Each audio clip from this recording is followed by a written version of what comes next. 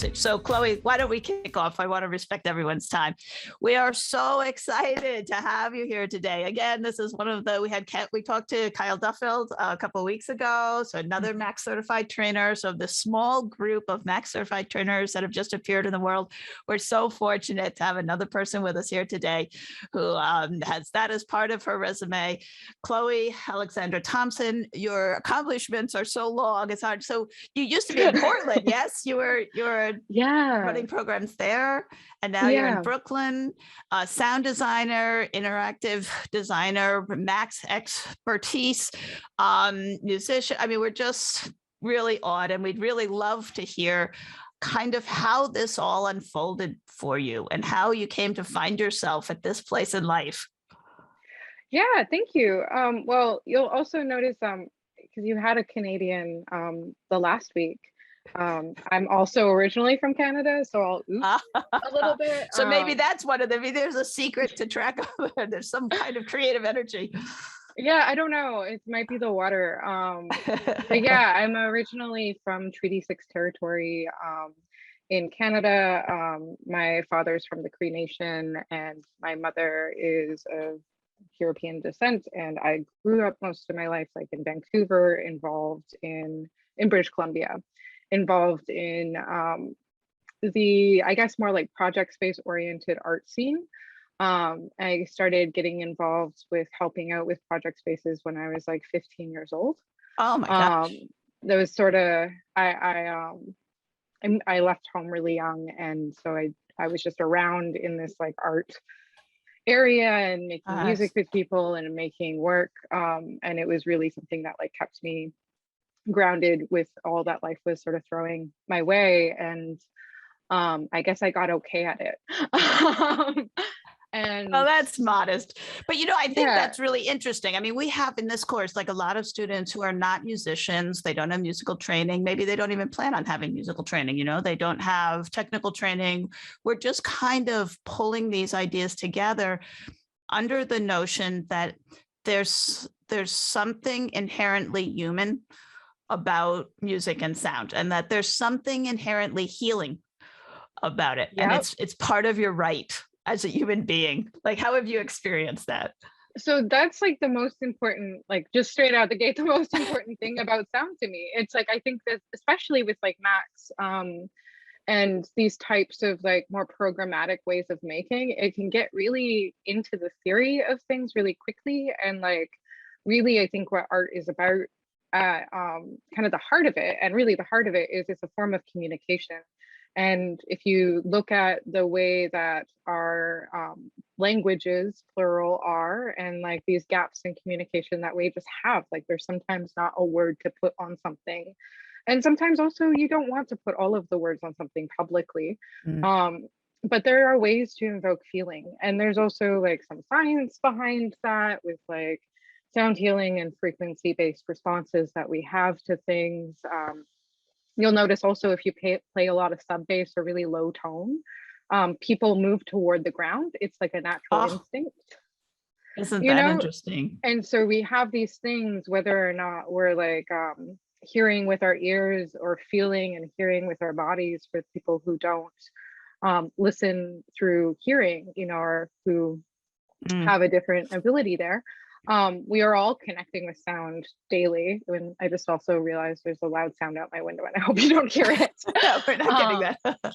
But yeah, it is like inherently healing in a general way. And it's important. Like I feel like there's oftentimes these things that we can't by other means communicate, and sometimes it's not even safe to, or doesn't feel safe to be vulnerable in these ways. But there's these ways we can connect with each other that are truly meaningful through sharing sound.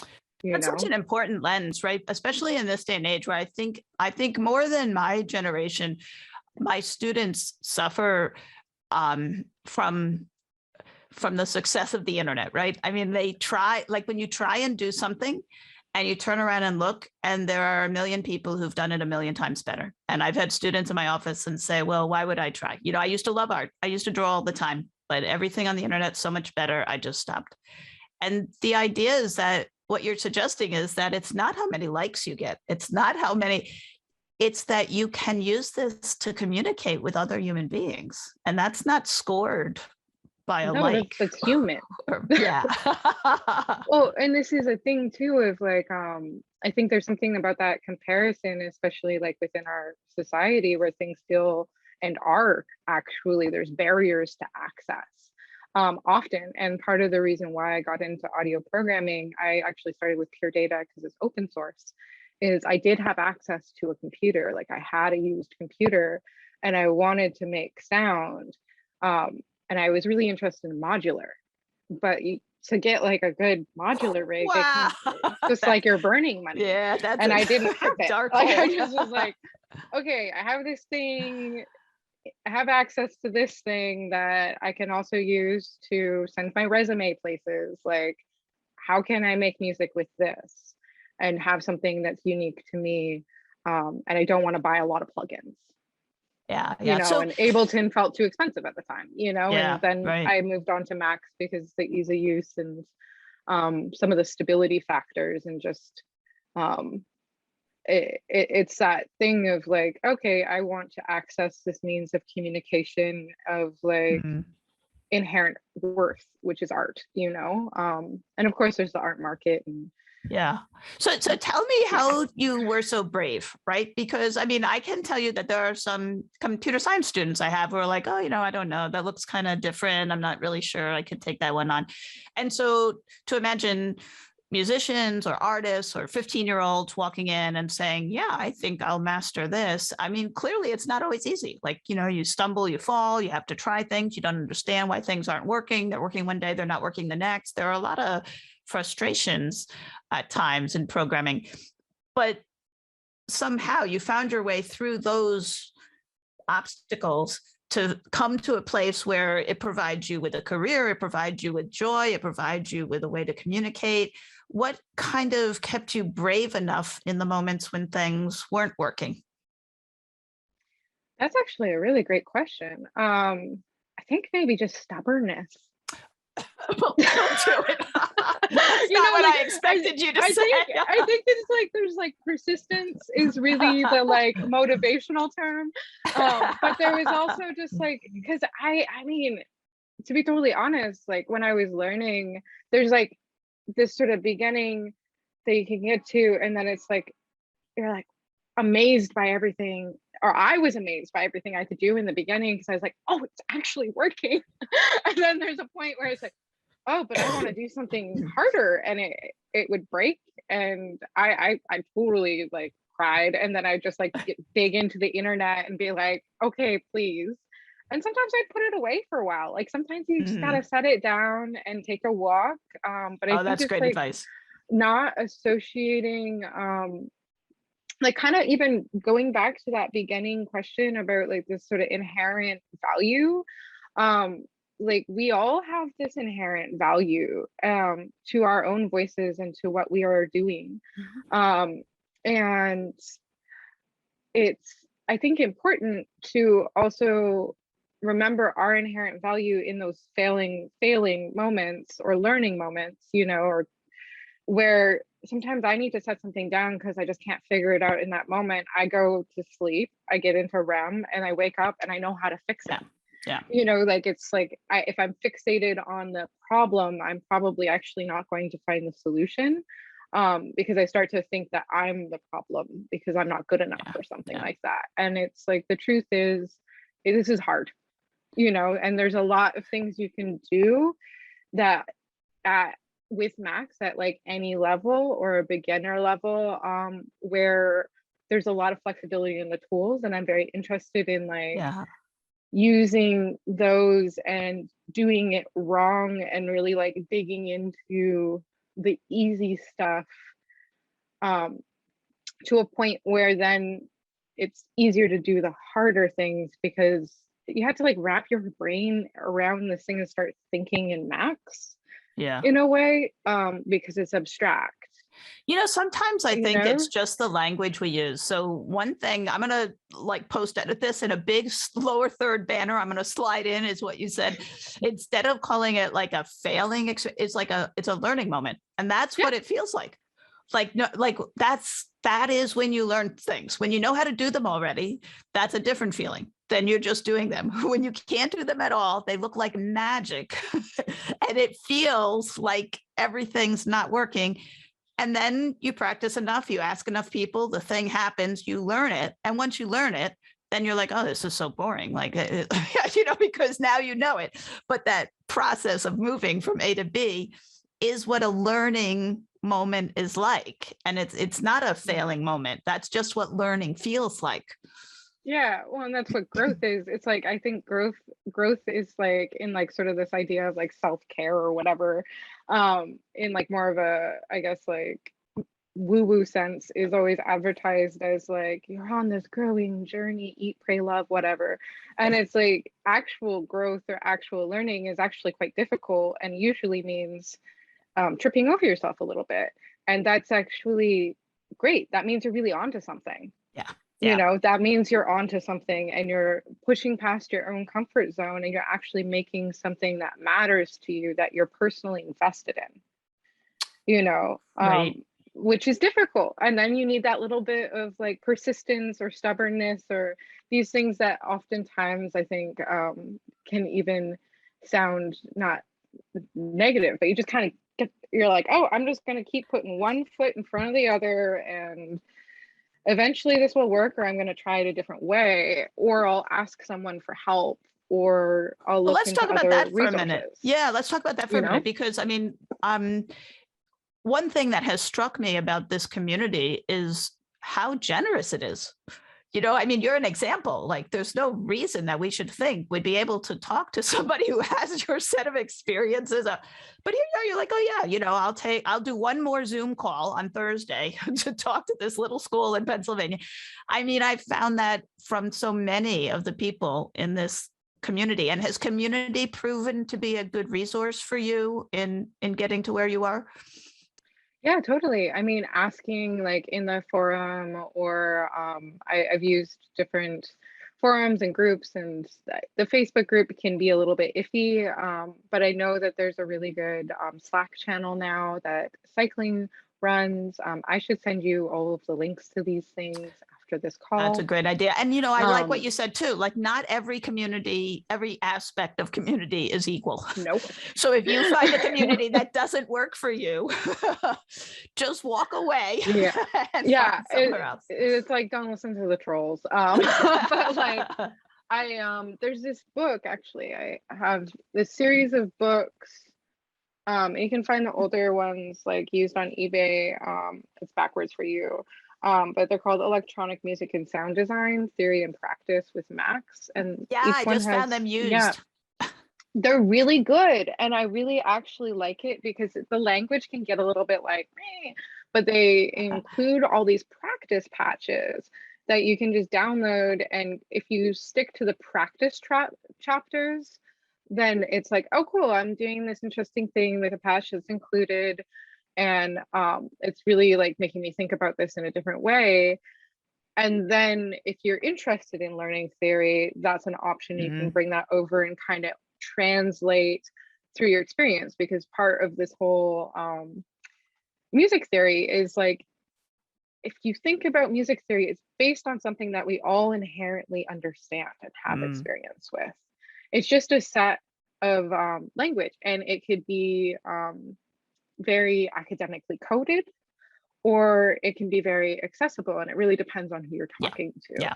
But it's just terms Very for true. things that we all innately understand, because every culture has like sound and music, So I think if we were live, we would have the whole audience stand up and applaud right now. Like, that is like a key idea you just said, right? I mean, it's true across academia, right? The vocabulary shouldn't be the end in itself. It shouldn't be the obstacle. These ideas you've lived, whether it's physics and you're talking about gravity, you've lived with gravity your whole life. You understand how gravity works. This is not new to you. It's the language that kind of poses a barrier. Yeah. Mhm. And I know that you brought a great Max patch for us to look at tonight. So let me make sure we have some time. We could talk over many cups of coffee. The hour would be gone. But let me make sure that you have time to share with us the Mhm. patch that you brought, because I'll tell the class that I saw a little peek of it earlier, and Yeah. it's just completely luscious. And you're gonna want to think about this as something you could leap off Mhm. of for a final project. One thing that I will say, because I don't know that I fully answered the how did I get here Yeah. question, is just basically I didn't actually study Max in school, and so it's like I figured it out while studying what I thought was more practical for my career. Um, because I wanted to have a stable job, and then ended up doing a lot of collaborative work with people in communities, working with dancers, working in theater, and all of these things kind of coalesced into what is now my job. Wow. And that happened over time, and it wasn't something that I actually expected to happen when I started. And I didn't actually think that I was good at coding, in this way, at least with a visual language. And so it was very interesting how things just, they didn't just like work out as in it was handed to me, but Yeah. like all of the experiences of collaborating with people and working with people in these ways that was based around mutual communication eventually led to more paying opportunities, and that eventually became my job, and now teach people this stuff and do a Wow. whole ton of things. So Right. it's really like, it is about getting that, it's really about community, at the end of the Yeah. day. It's like you get into a flow with people, and we're here to be with each other. And I think it's one of the advantages of this being an interdisciplinary course. So in our class, we run this as we have theater students in here, we have art students, music students in here, we have computer scientists in here. And it's one of our goals, and I'm talking to the students now, that we have all of you stay in touch with each other, right? And stay in touch with former sections of 137. And we're talking next, after the break, we're talking about, forming a laptop orchestra on campus, and having part of our people go help the theater productions. And, we'd like to see, I think you're exactly right. I mean, there's only so much you can do by saying, oh, I took a course and I got the problems in the back of the book right. Like, that's not a bad thing, but that's not how people move from where you were, Chloe, to where you are now. And I think what you're saying is, look, like, you've got to be curious. You've got to be willing to take care of other people. I mean, honestly, what you're saying is you saw people in dance who were saying like, gee, I wish we had like an audio component to this, and you stepped in and helped them. Yeah, and they also asked me to be a part of their process, which felt like a real gift. And I wasn't confident in what I had to offer at the time either. I was like, are you really sure? Are you really sure you want me to do this for you? And they're like, yeah, no, it's great. And I was like, oh, okay. And then it's just, that's how things evolved eventually. Was just, it's always been, for me at least, it's always been community based. And like, I don't come from a background where things were handed to me. And so it's always been through these networks of people and my relationships. And so that means like treating people well and trying to do the best I can, which actually feels like a huge risk, and that puts sort of a pressure on doing a good job. And noting pressure, I'm like, is this Max Patch cool enough?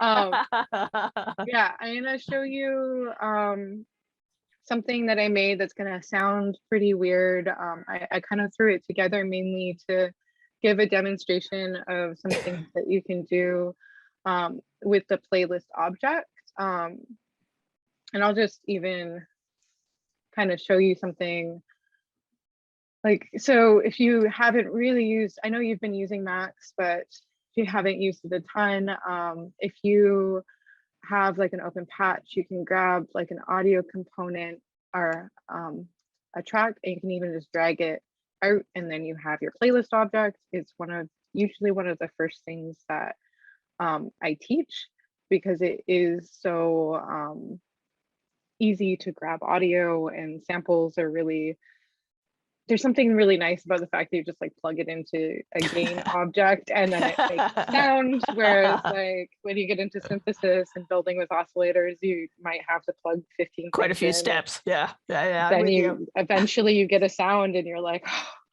okay, I need a glass of water.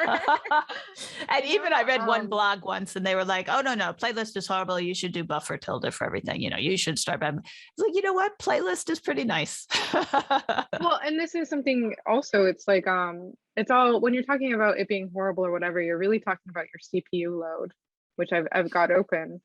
And Groove has the same capabilities as playlist with a buffer object, and there's actually a bit more flexibility. You can build a granular patch with it. But it's always nice to just start with something that people can do and it has some satisfaction. So I just pulled up the help menu for the playlist object, and I really love help menus because they give me a lot of inspiration. This one has a ton of different tabs, but in the advanced tab, you'll see that there's these little notes about time stretching and pitch shifting. And if I turn on the time stretch for, this is clip 2 in here as a drum loop. Okay, turn it off for a second. So this is playing at half speed. Let's play it normal for a second. And that's regular drum loop sample. And then at half speed, we just heard for a second. But if I turn on time stretch, and I'm actually going to loop it for a second.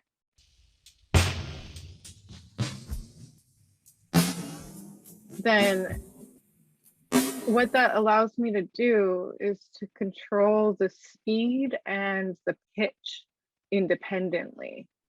And that sounded like kind of weird what I just did. So it was playing the drum loop at half speed, but then I was able to pitch it up while it maintained half speed. And then if I turned that off, I could just either alter the pitch or the speed and they would control each other and kind of go in tandem. Right. So, and for the Ableton thinking part of the room, this is warp, right? Like, yes, kind of the warping algorithm, the warp button that you turn on and off in Simpler and Sampler and Ableton. Yeah. And so thinking about it that way, it's like, this is something that's like, you could even just grab this out of the help menu. And here you can see it saying set clip 2. And then there's a message here that's like about the looping. But if you want to use it for all, you just remove the set clip from it and it would affect everything as like an attribute. Excuse me. So what I did in here, and I'm going to send you a version of this patch that's maybe a little less messy, is I really just wanted to, didn't know how much time we'd have to go over this because we were chatting.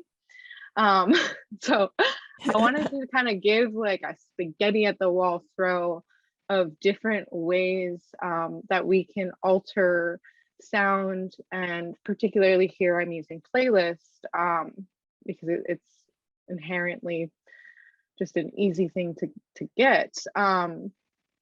How we can alter the sound in different ways with different sort of inputs, you know, be it, like in this corner, I'm using a metro, and you'll see this little like random and scale object over here. And what I'm doing is I'm setting the timing of the metro by kind of randomizing a range and scaling that to between 500 and 800 milliseconds so that things won't be quantized. So there'll be like some swing in its selection. And so when I turn this on, it'll play through some of our samples in random. But these are things that are actually really nice about Max, is you have this like granular control over what's happening. And I have these 2 playlist objects.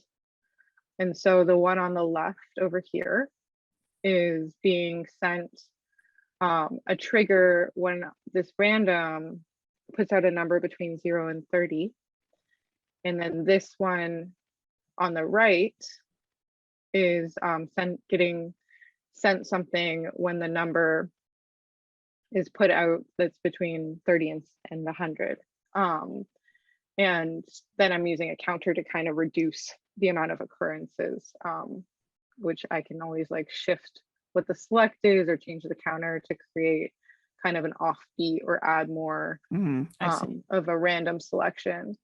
It's kind of like a gate. I could also just slow down the metro, but just always trying to think of different ways to like integrate these functions that are super useful, but not always the easiest to wrap our head around. I guess maybe the first thing I'll go over here is we did a little bit of the time stretch, the basic thing. And here I'm using this function object, which it's basically a drawable map for like a linear ramp. So like a drawable envelope, let's say. And you can change what the Y and the X axes mean. And so by default, it's between 0 and 1, up and down. And I forget what the length is by default, but I set mine through saying set domain to 12 seconds. So it's 1200 milliseconds. And so over that 12 seconds, it's going to go up and down a bunch of times, essentially. And then what that looks like in action, and I'm going to keep the volume down for a second, is if I'm playing through, you can see within this yellow highlighted area, it's going back and forth in kind of almost a random looking way. So now if we listen to what that sounds like,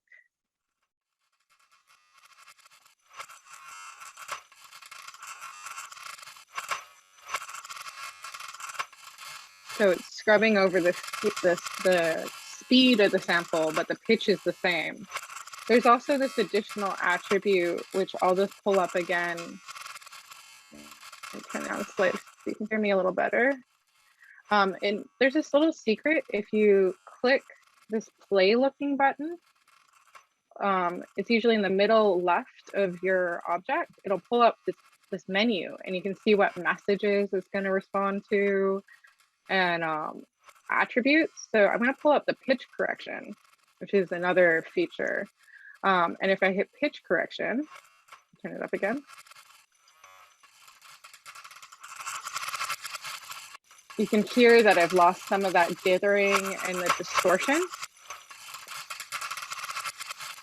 So that's another sort of handy tool. I actually like these, like the dithering and the like, the messy stuff. Those are sounds that I love. It's like my job to find weird sounds for a living. So I'm like yes.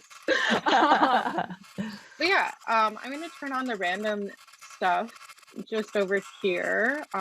Still listening to this one, and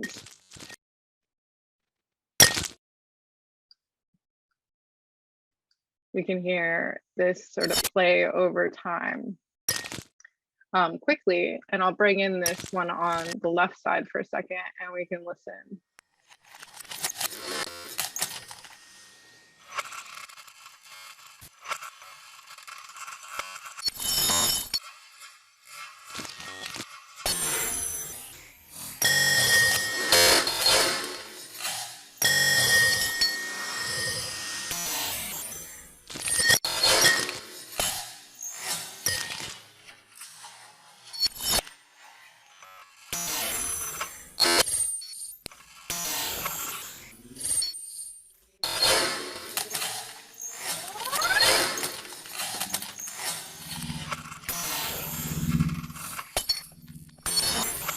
Almost like a noise track is happening.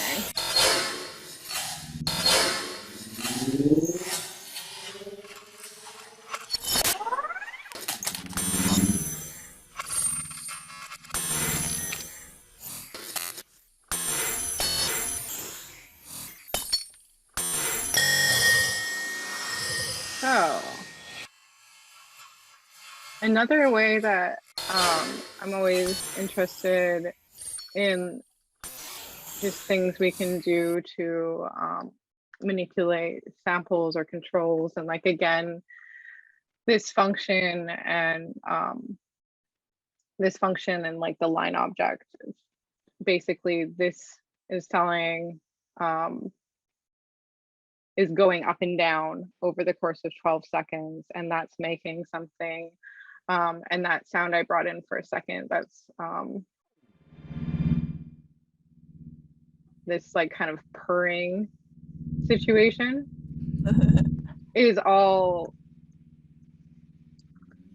basically line objects going over some little synth modules that I made. And it's essentially just like glissando, but creating like a rolling feeling to something, or like adding envelopes where typically we wouldn't, you know, when you're playing with a plugin, oftentimes you have control over your pitch through your keyboard, and you hit the button and you might have a mod wheel or something. Mm-hmm. So you can modulate it a little bit. But the cool thing about building synths and Macs or doing any kind of sample manipulation is you have like the ability to like really modify any attribute you want. And if you don't like what I'm doing with these shattering glass samples and you think it sounds like garbage, that's fine. You know, you can make whatever you want that like inspires you. Right. I mean, I think what's profound here is that like this is a, you know, like a pretty simple set of sounds. Like these are not, you know, like incredibly intense, elaborate, unheard of sounds, but within that set of 8 samples, you've uncovered all of this complexity and all of this interest, right? Mm-hmm. Through the manipulation, through the Max coding. Yeah, and that's kind of it. It's like at the end of the day, these are it's like plates falling on the ground. Those are what the samples are. I think they were recorded with an iPhone. Like I have like good recording gear, but like I often end up using voice memos. Yeah, where you like are in the moment is, yeah. It's just like, okay, I got this. Like, okay, cool, we're doing it this way. And it's like, it doesn't necessarily matter what you start with. Like I've also sometimes I've done like vocal stuff in a professional recording booth, and in the end I like the voice memo I did in a bathroom better for what I'm doing with it, which is making it like grimy or breaking it, you know, like that's kind of my point of entry and interest. And one other like method that I wanted to like quickly kind of zoom in on, and I'm actually going to zoom because this page is a little bit confusing, is up in this top corner. You'll notice that this number is firing off when I'm talking toward my computer. So what's happening here, and now it's firing off because the fan on my computer's on. So it's like, I hear something. But in short, I guess, what I'm taking the ADC in, and because like the Bluetooth headphones, at least the Apple ones I have, don't work with Macs well. I'm just using the onboard microphone. Mm-hmm. And so I'm taking the mic in through the ADC, so audio to digital conversion. And then I'm using this absolute value, which finds and like outputs what the absolute value, meaning above 0 value, is of a signal. And then this thresh object is creating a threshold. So it's not going to release a signal value if it's below 0.25, which is what I set before my fan went off. And now I'm going to set it to maybe 3.5. And now you see it's not changing. Mm-hmm. But now I have to talk really loud for it to change. But you can see I've sort of output this absolute value with this number object, which is super handy because you can also grab out the right output. Will give you can connect it to like an integer box or a float box. Another way of grabbing a number that we can use in the event-based space, not a signal, is using snapshot. And so basically this 100 means every 100 milliseconds, convert this number from a signal into a number. And so that's where you see it happening here. So that thrush is outputting a 1 when my voice is louder than the sort of baseline level, like the gate that I've set with it. So it's then giving me a 1, like it's happening. And this change object is, it's something you can put anywhere in a number-based flow that, and let me actually double check to see if there's a change tilde. Yeah. And that so it's kind of like an edge detector, like it's looking for. It's like if you're working with signals, they output all the time, and you'll find this, like you see, this is just, it's a running ticker. And so even if this only says 1, and if I could get it to hold 1, or if it's saying 0, it's not just saying 0 once. Every 100 milliseconds, right. It's saying 0. It's like tapping. And so if I just put it into the counter directly, every 100 milliseconds, it would do something, you know, it would trigger an event. So I want to filter out repetitions. Like I want to filter out that, like, right, and just have it when I actually want it to happen. So that's like a really helpful object. Like speed lim is a speed limiter is another really helpful object. And then I'm in the counter. So basically every time this changes, it's in a counter. But the way that I've set up this, and the easiest way to kind of talk about this is actually to open the help menu. Here, where this counter object is so rad, you can just have it count forward forever. And you can always just edit, copy this, and then paste it somewhere. Yeah, this is one of the wonders of Max, right? Yeah, you don't need to remember anything I'm saying except maybe like the object name, but like this is the thing about the help menu that's like, if you ever lost, this makes this much easier than trying to learn like your data. Like, would have cried less. There are help menus in there, but not like this. It's really valuable. And it's nice when you struggle with asking for help. So you can see if you set it up with 2 numbers, it's going to loop forward. And then this orientation with negative numbers and starting at 1, it's going to loop backward. But palindrome is pretty tight.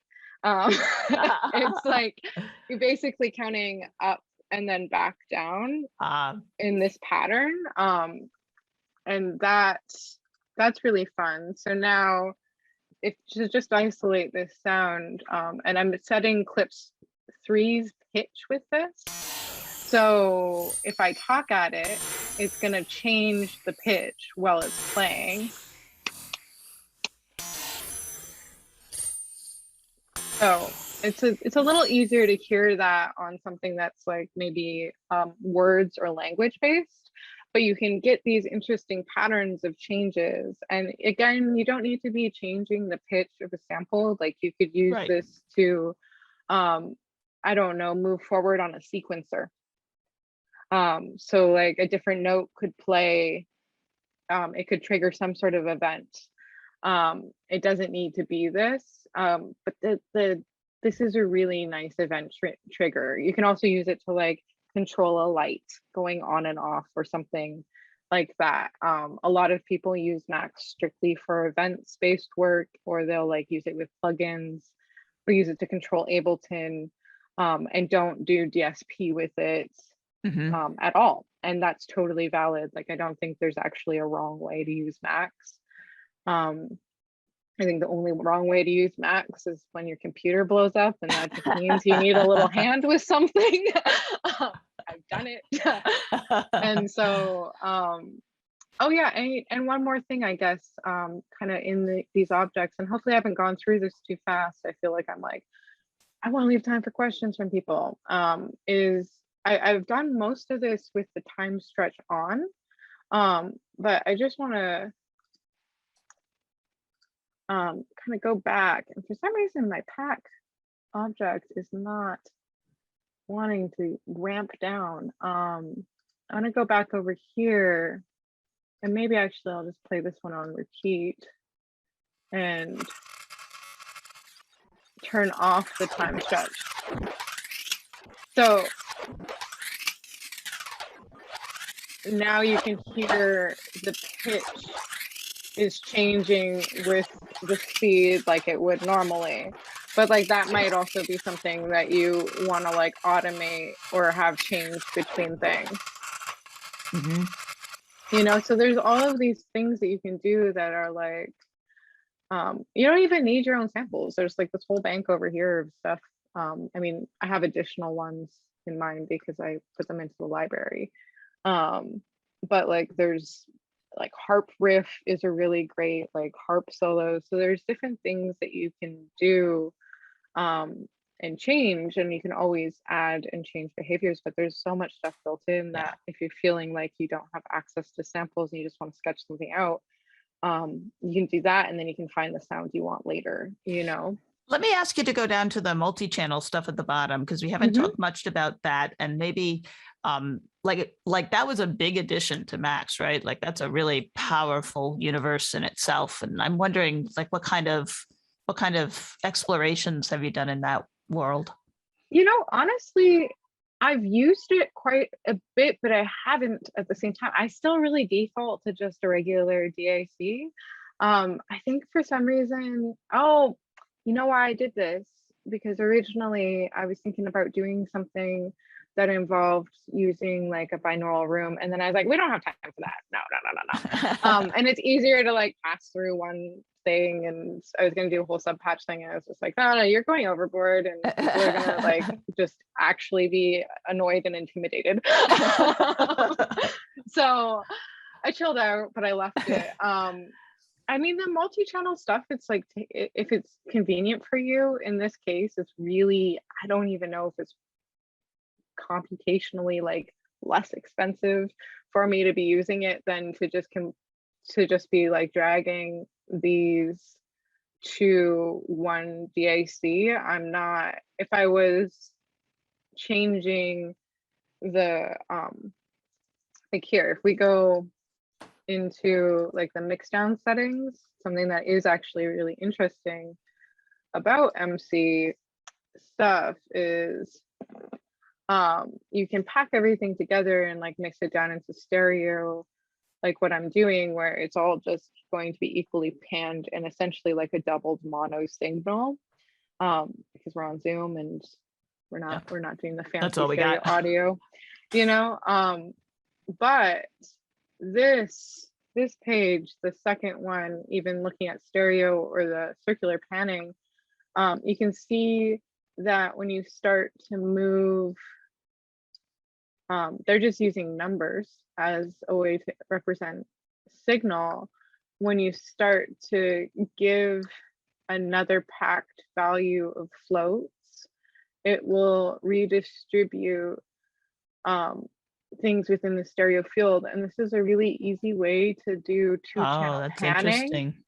So instead of creating panner objects everywhere and then having a bunch of different ones, you can really easily pan multiple signals, which I find really helpful making soundscape work. It's like I used to just do two-channel panners, like linear panning, and these you can just grab from the help menu, and you can see just in the bottom left corner where these numbers are coming out, that both of the signals coming in here are getting panned around. And the circular panning stuff for multi-channel output is also handy. So you can see the signal going out 5 different outputs. So this might be interesting to some people in the room, because we have Studio A. I don't know exactly what point they're at, but the mix room at our college They're installing Atmos. We've got like 23, 25 speakers going in there. So if we had some students who wanted to kind of explore that at the end of the semester, that's a fascinating project to walk into. Yeah, and one of the great things, and just to even wrap this up, so we can take a couple questions before the end, I'm gonna stop sharing, or maybe, is it easier to show you? Is just, I know when we use DAC or easy DAC, we tend to think about just hitting enter here, and we have our left and our right channel. Right. When you get into that realm, if I write DAC 1, 2, 3, 4, 5, then these are 5 outputs to 5 individual speakers. And so I can then say I want this weird synthy sound to come out my one speaker, and this to come out another, and that to come out another, Wow, look or at that. build this sort of yeah, so then you have something that's actually multi-channel, and those aren't moving sources at this point. You can either use MC for that, or build panning devices that go between, or use something like the ICST ambisonics tools that are available for free. If you go to File and show Package Manager, of course, it's always going to pop up on my other window. Here you go. Where are they? The ICST ambisonics library. This is what the envelop Max for Live plugins that are in Ableton, people use them for spatial audio, is made of. And they also have free Reaper plugin suite as well if you use Reaper. And so you can go in here and you can I always forget that they play sound. So they have I'm like, sorry everybody. Hello. You can go in here and look at the documentation, and you can like move things around and get an idea of what these ambisonics tools can do, which is it's a really great, like, free, useful suite. I also really like Spat5 from Earcam for spatialization, and use that for wavefield synthesis stuff. I could come back and we could literally just talk about that for a while. I know. But, with the ambisonic stuff, it's one of the great things about Max is there's so much free support there, and actually community around it, and people are willing to do like knowledge exchange around it. And most spatial audio people are actually really nice. So it's like people are note just to like, self, that's you're really interested. Like there's some people who are like, I'm sure, but like a lot of people are like, mathematically, mathematically you can go wild on that. I mean, that's pretty deep. Well, and I go there too, but like ultimately it's like you're interested in sound in space, and considering like a participatory environment for people to interact with, which is what spatial audio is, and like decentralizing yourself as a performer. That's how I feel about spatial audio. Yeah. Where it's like, you're not like, hey, I'm here doing the party. It's like, hey, investigate this realm together. Like we're all having a unique experience within a space. And I feel like it's so ripe with conversation around that. Oh, that's really exciting. Like I just want everyone to take note. And if you have any questions, just throw them in the chat. We have a few minutes here. But I mean, we try to make sure everybody writes kind of an artist statement when they submit their projects each week. And I think like what you just did there was so exciting to me. It's such an example of how valuable words can be in communicating these ideas, right? So you can talk about the mathematics of beamforming and, you've got 3D spatial audio. But all of a sudden you used your words to describe it as like a real shift in the way people experience a moment. And that's it's the same sounds they're hearing. It's the same environment. It's going to be the same mathematical equations.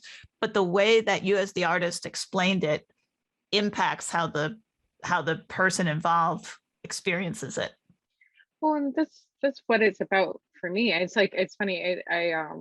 I'm doing some like very strictly TAC on a wavefield synthesis array install for a gallery in New York. And I mean, I'm working with the artist, and I've never strictly TAC, like I am But it's like, it's interesting because it's like something I've gotten used to and I don't think it's hard anymore. And then I walk people through the software and I'm like, oh yeah, wait, I have to remember that this isn't hard for me, but like I need to explain it in a way that it's not going to make it more difficult for someone else. Which I Well, think is that's a where these skill too, barriers right? come That's a into skill, and that's play. your skill as a teacher. I mean, I don't know if you've always seen yourself as an educator, but clearly, like that's a strength for you, right? I mean, Thank and you. for some people that's a heavy lift. Well, it's a social thing, you know. It's like I try to. I've people have explained things to me. You know, some well, some not yeah. well. I get it. So here's a question from Kyle, who's a great friend to us. So we're trying to recruit him for Beats by Girls program, and really crazy cool stuff. Chloe, have you ever worked with Cymatics, and have you worked with film scoring? So actually I'm part of a film scoring studio, which is like on the other side of this wall. And I've done some smaller things myself. And I see this other question, we'll get there in a second. I've done some smaller things myself and more have a sound design focus into the film realm. I really like the relation of visuals and sound, and I work with visual artists a lot in my own practice as an artist. So I'm always really interested in how these different realms fit together. And then with Cymatics, I actually can show you a video of, let me pull it up quick. It's a cell phone video, forgive me. But make it big. I will very quickly show you, and I'm going to turn down the volume on it because it's quite loud. I did this like 14 subwoofer piece in Pioneer Works as part of my residency. And so forgive me for the cell phone video, but there's 14 subwoofers, and I recorded with a bunch of microphones, including a hydrophone, which is a contact mic in the water. And you can see how these bass frequencies we can barely hear, and excuse this cell phone video, are creating like these standing waves in the water. And I think there's some other videos of that happening. Those are the 14, part of the 14 subwoofer array. Oh, you are such an adventurer in sound. This is really just such cool stuff. Wow. It was interesting to find, like, we kind of created these like holes. There's a whole software to align the phase of all the subs, and we were like, okay, we're gonna do this right, but we know in doing it this way, right, not having them in a straight line, we're gonna create breakages. So there was areas that were completely silent, where you couldn't hear anything. But we all had to wear a lot of ear protection anyway because there's so many subwoofers. So I love cymatics, and I love how things move, and the kinetic energy of sound is like one of the reasons why I got into it. And then, well, I have to say that won you an ungodly cool comment. So like special badge for that. And then the certification of Max, I was part of the first group. So they found me and I was like, are you sure? Oh, isn't that great? Wow, isn't like, that interesting? Are you sure you want me to do this? And seemingly they're stoked. So it worked out for all of us. And now there's like an application you can fill out. The certification process is more, I thought when they asked me to do it, I was like, oh, cool, you're going to train me how to do this because I need help with this. And they're like, no, we need to actually check that you're going to be okay to do this. And I'm like, oh, so you expect me to be ready? And they're like, yeah, but you're already doing it. I'm like, but are you sure? Are you sure? I got to tell you, in my experience, men don't act that way. That's just my 2 cents there. I've never yet had a male student come in and say those kinds of things. Yeah, I was like, but are you sure that I'm ready? Oh, you just want to make sure that I'm a good person. And then I see another question in the Q&A too. But do want to check that I'm a good person, that I'm skilled enough to teach this, and I can teach. Okay, that's it. Okay. You're not going to teach me how to do this. Okay. So please let me know if I'm doing an okay job. No, we're thrilled. I mean, and of course, Ableton Live kind of modeled a bit maybe off of Ableton Live certification, which is like, talk about ungodly. It's ungodly hard to get, right? I mean, they only run it once a year, and it's at certain countries. They pick one country a year that they show up in at midnight on the third moon or something, and yeah, it's a little. I definitely had what would be the easy route. Like, somebody found my work. Because I'd already been doing some curriculum development and stuff like that. So it was like, they found my work, and then they were contacting me, and I was like, are you sure you have the right person? Do you mean a different Chloe? And they're like, no, we mean you. And I was like, okay. But you really sure about this? I feel like there's somebody much more qualified than me who has a PhD, which I'm sure there are, but this is where I am today. And I do see Madison asked if out of all the Max projects I've done, do I have a favorite? And that's actually a really good question. It's interesting.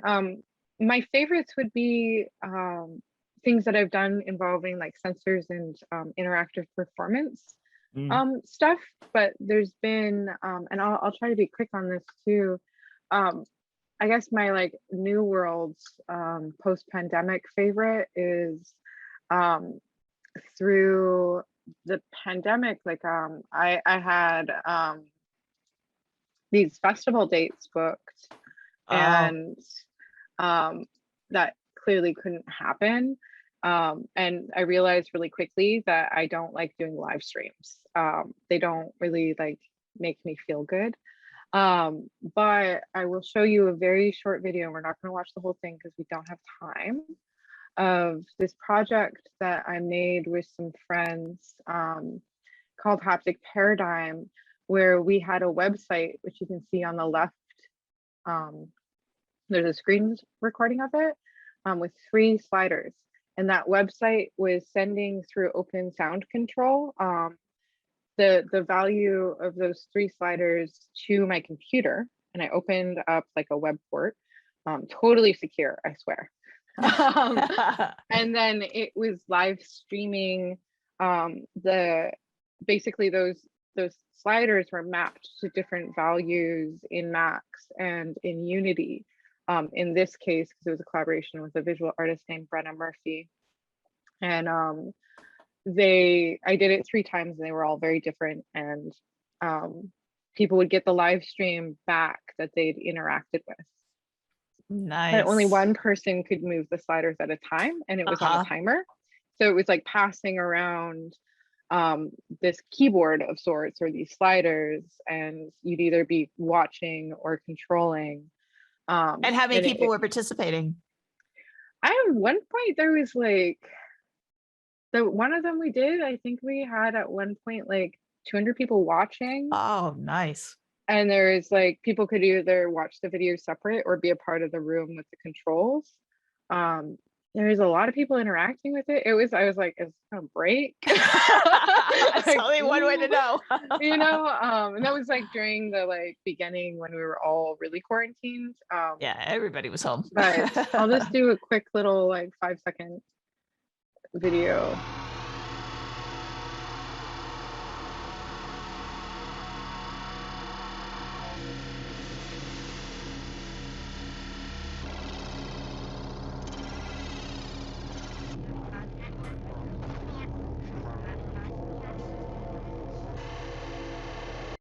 So that one was really like instrumenty, and then I did it a couple other times where it was more like a very structured composition where people would have input on one variable of it, be it like panning or something like that. But that's kind of been strangely become one of my favorite things, is this idea of like user input, and finding a way to do that without being in the same room. Because prior to the pandemic, unless I was working with other people and they wanted to record, I avoided recording my own work and was very like staunchly performance based only, because to me it's about being with people, and you can't do that when So isn't there's a that global interesting though, pandemic. right? I mean, that kind of takes us full circle back to the idea we started with, where we're talking about how this is communication, right? Like sound is communication and music is sound, and all of this is a mechanism to explore what it is to be a human being. And I think that you've shown us some really fascinating ways to think about this. I mean, whether people are diving deeper into Max or not, I mean, so many of the things that we discussed tonight, I think, help our students just think about how they're going to move through the world, and how they're going to interact with the sounds they hear in the world, whether they're words from people who like them, words from people who don't, or just the crunch of the sand under their feet. Well, thank you. And yeah, I mean, ultimately, like I use Max, but it's like all of this stuff and all of the ways that art pertain to, we make art or interact with sound or listen to leaves crunching under our feet, whatever, have a conversation over coffee. Like these are all like valid forms of interaction. And ultimately, like you can use a specific software to do it. You can decide that you're actually really not into technology at all. And that doesn't mean, this kind of goes back to that inherent value thing. When I think when we as people are looking to make connection with each other and with what's outside of us, you know, that's in like an earnest way, that's meaningful and almost feels more and more rare, and really important, you know, to honor and acknowledge that. And that can be with a software, and it could be with a pencil, and it could be really anything. And it is hard to give a shot because it's super vulnerable, you know, but I really respect people who do that, you know, and that's what making art is it's scary. You know? Chloe, thank you so much. I mean, this really has, I think you see it in the comments, but I'll tell you, it's been very inspirational to me, because it's been a tough couple of years. Like we've really had challenges around what it means to connect and to kind of be in the world. And it's really encouraging to hear how you view things and how you're moving through the collection of the combination, the synergy that can arise from technology and art. So it's been such a pleasure to have you here. I'm just so grateful, and we're so excited that we have a connection now. And we hope that when you're passing from Brooklyn back to Portland, and you, if you ever come through the Philadelphia way, please, please come look us up. I hope we get to see each other in person another time. You know, maybe the world will open up again. We can only keep our fingers crossed. But thank you so much. Yeah, and it's not too much of a drive. And also, I'm wishing you all the best. It is actually a really hard time to be making. And if you're not feeling the most productive right now, sometimes it's that put it down for a second, you know, not to say that's right, your deadlines and school requires certain sort of no, I mean, I often say, like, especially with coding, right, like the thing you do at 3 a.m. is going to take you, and then it's going to take you 6 days to recover from, because you were exhausted and you changed a few things completely wrong, and now it's going to take you longer. Put it down before you make those mistakes. Save as multiple copies, version control.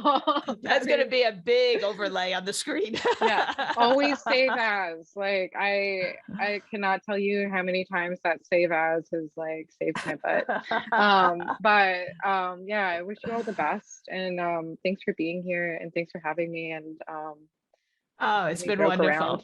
That's been wonderful. Thank you so much. Cool. And to my class, I'm going to ask you all now to sign off, you know, take a little break, and we'll meet back up in the regular Zoom room. And we'll do a little bit finishing up there. In the evening, we'll close. Chloe, thank you again. We really appreciate your time. We look forward to seeing what projects you bring us in the future. Awesome. And thanks again. See you. Bye-bye.